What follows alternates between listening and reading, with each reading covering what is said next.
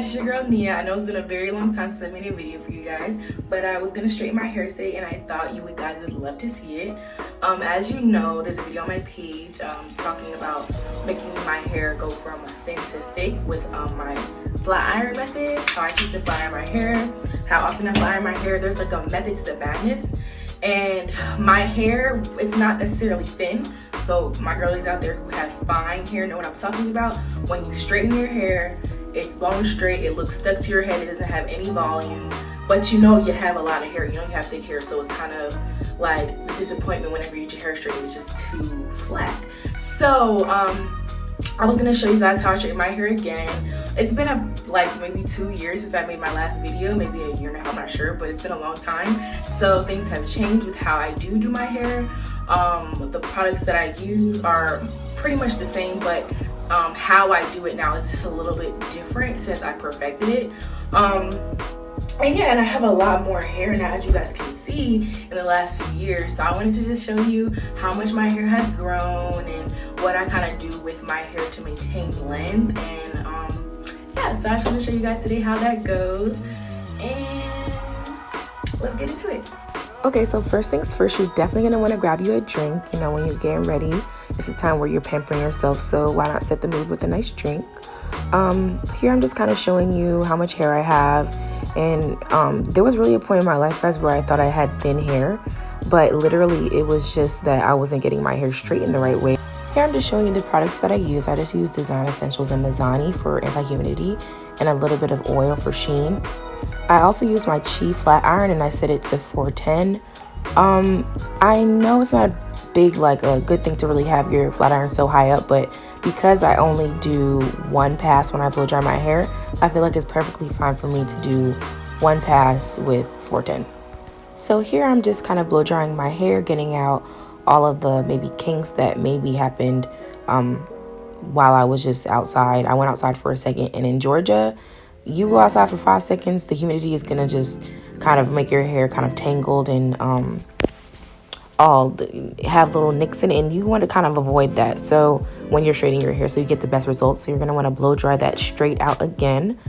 Here I'm just showing you an up close of what fine hair looks like. As you can see in the video, the strands of the hair are very light, and not really light in color, I mean like light in weight. You're also going to want to grab one of your favorite small tooth combs. The smaller the combs, the better. And here you just see me kind of combing out my hair before straightening it with the wider side of the small tooth comb. So make sure you're not doing that with the small tooth side until you're about to do a pass with the flat iron. You're also going to see me kind of going between using the comb and not using the comb. I'm trying to decide what of the two options are giving me the best results for this particular day. Some days my hair is a lot easier to cooperate with, but today specifically, it was a little hot in the bathroom and it was a little humid outside, so my hair is getting a little bit tangled a little bit more easily than it usually would, even with me having to just blow drying it. So you're gonna see me kind of go back and forth with using the comb and not using the comb on areas that might or might not need it. And how you would determine an area that would need it versus wouldn't need it is if the area kind of, if when you're straightening the hair doesn't get fully straightened, you kind of still feel that texture to it. If it's not getting fully straightened, then you're knowing you're gonna want to use that comb over the pull-through method with the comb. But yeah, so guys, ladies with fine hair, basically the overall goal of using this method is to give your hair one pass. You want to use a light oil, as many light oils as you want, but make sure the oil is light, because we have fine hair. Our hair gets weighed down a lot easier than someone else who doesn't have fine hair.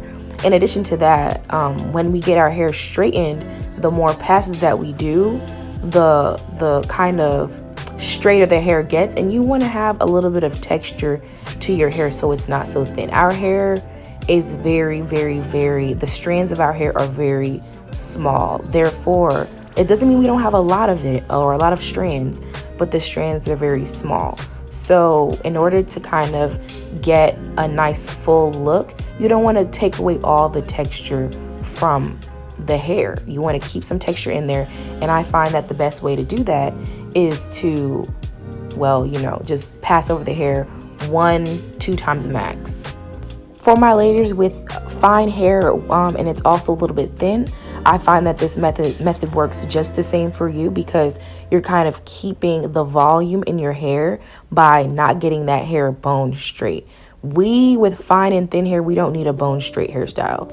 I cannot tell you how many times I've gone to a salon or gotten my hair straightened by someone and they passed over my hair one time with a flat iron and then passed over it again with a flat iron to curl it or whatever the case may be. And my hair just was so straight. Like, yes, it's pretty when it's straight like that, but it looks thin. It doesn't have any volume. So I prefer to just do it myself and just give myself one pass and then make another pass if I need to make another pass. But ultimately, I'm gonna do the straightening and curling all in one motion, because I just don't like the super bone straight hair on me, You'll also see me taking larger sections. I find that taking larger sections also helps with keeping that texture with your hair, because you're using a larger, thicker amount of hair and passing it through. So overall, the heat in the flat iron, it kind of can't give one strand or one section too much heat to make it too bone straight.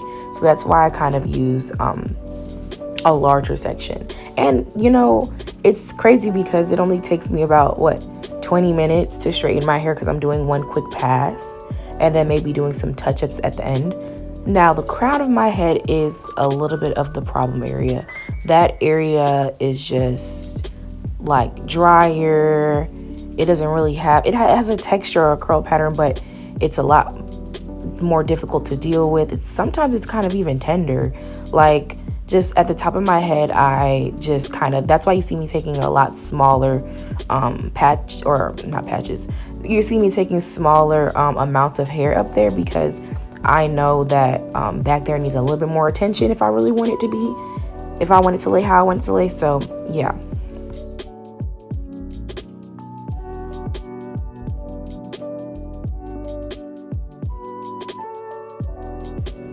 And guys, also when you're doing this, make sure you're curling the hair away from your face, because you want to kind of have like a really voluminous look, and you want the hair to kind of frame your face. So pushing or curling the hair away from your face will get you the best results.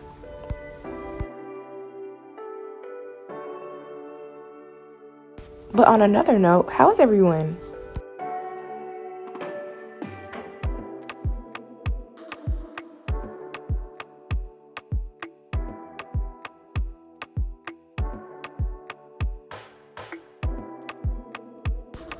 I hope everyone is doing great. All of my viewers are doing fine. I'm sorry it took so long for me to upload another video, but girl, life be lifing. And when I tell you so much has happened in the last, 2 years, like actually I'll go ahead and give you guys a rundown. How about that? I'll give you guys a rundown while you watch me do my hair, because why not? You guys don't even know much about me from the jump anyway. So I'm going to go ahead and let y'all know what's going on in this girl's life and why it's been taking her so long to upload videos.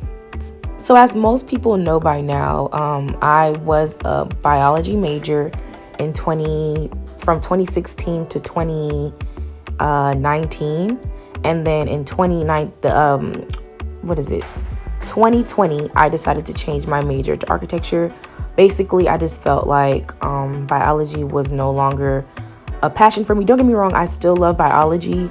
I love science, but being a doctor wasn't the avenue that I felt like was going to feed me the most anymore. So I made the executive decision. My family kind of was like in shambles when they found out, but I made the decision that I wasn't going to study to be a doctor anymore.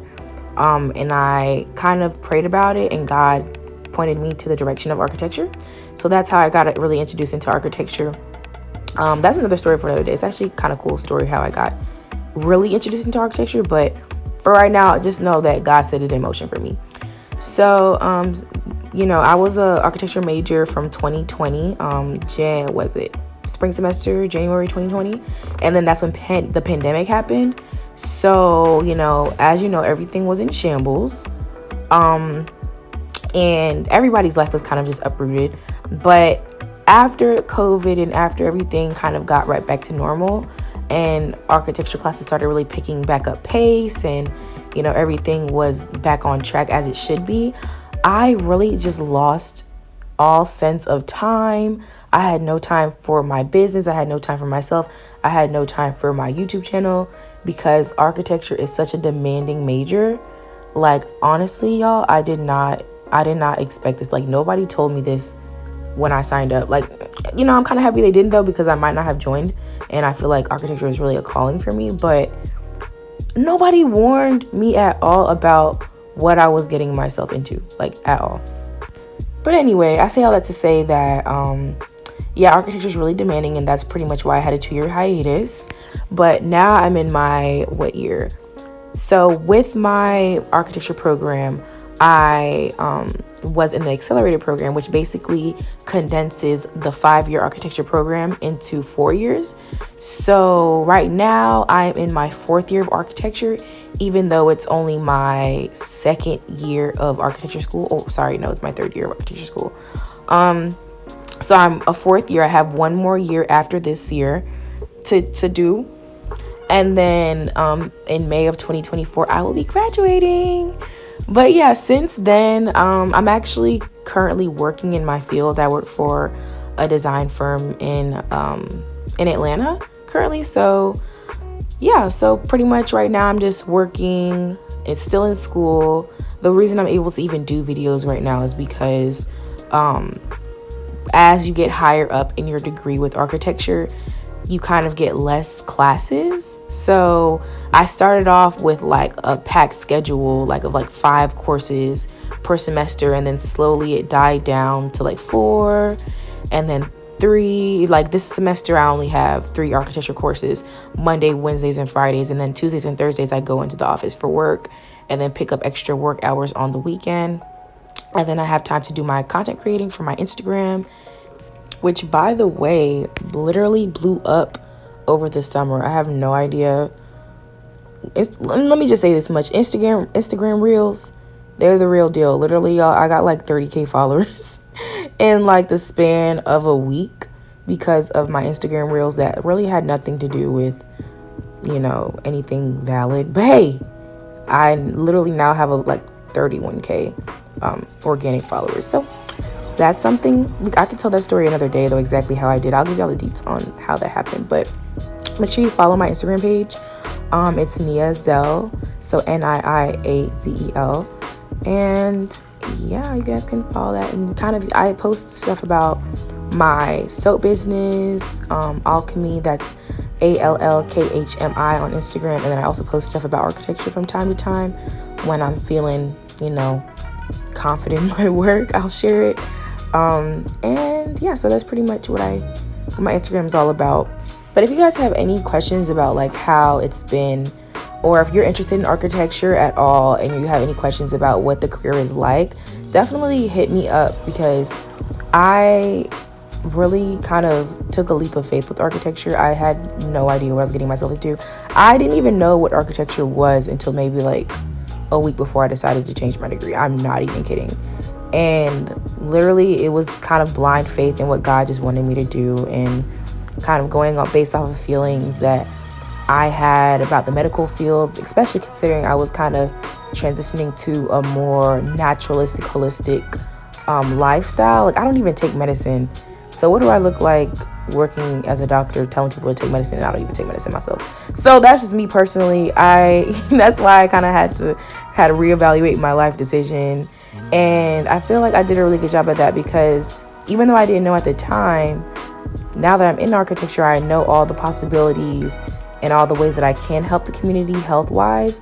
You guys would never freaking know how much goes into building design, and how we as architects can decide to build a healthy building, and how that building will actually affect the health, the mental health, mental well-being, physical health of people.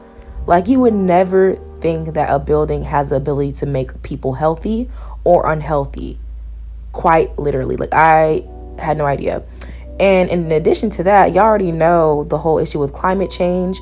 Ever since I was a little girl, I was kind of really interested in the environment in general and just being sustainable and trying to help. I remember literally plugging out every appliance at my house when I was in middle school because I wanted to help the penguins in Antarctica. You know how Nickelodeon would always show those little clips about climate change and what we need to do to help it, like, and they would give us tips, like, you know, all this stuff.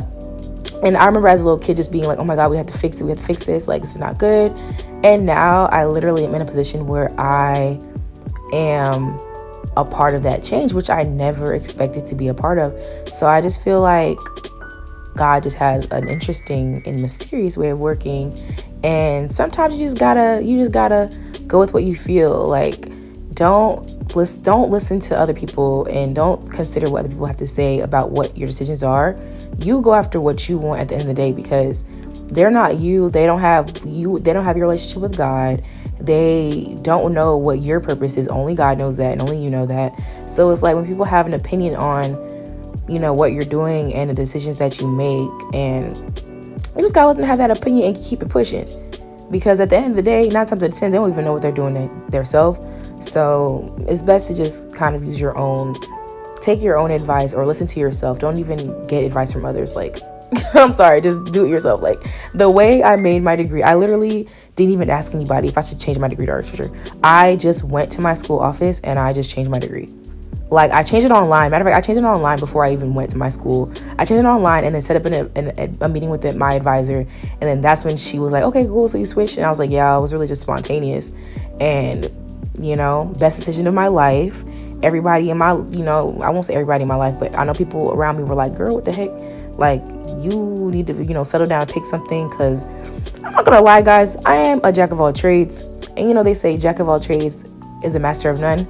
But you know what I heard? I heard the rest of that little saying, and it says, jack of all trades is a master of none, but oftentimes better than a master of one. So now I live by that. I used to feel embarrassed because I would just have my hand in so many pots, and, you know, I kind of have a lot of different interests, and I'd be like, damn, like, why can't I fixate on one interest? But you know what? That's a gift.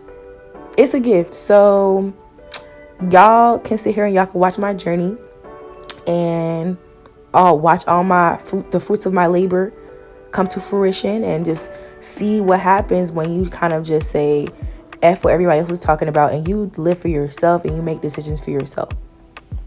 Sorry, I did not mean to go on that little rant there. But anyway, here is the final product of my hair. I hope you guys like it. But this is what I mean. My hair is super light and airy. Like, you can see it's not heavy at all. I don't use a lot of oils. My hair naturally isn't heavy, so I can flip it around pretty easily, and it just kind of does what I want to do. The only downside to this, my hair being fine, is that it frizzes a lot, but that's when it comes to using the right products like Mizani anti-humidity spray and a light oil. But overall, thank you guys for watching my YouTube video. Let me know what you want to see next. I'll probably be doing another one of these videos about how I style my hair. But yeah, thank you guys so much.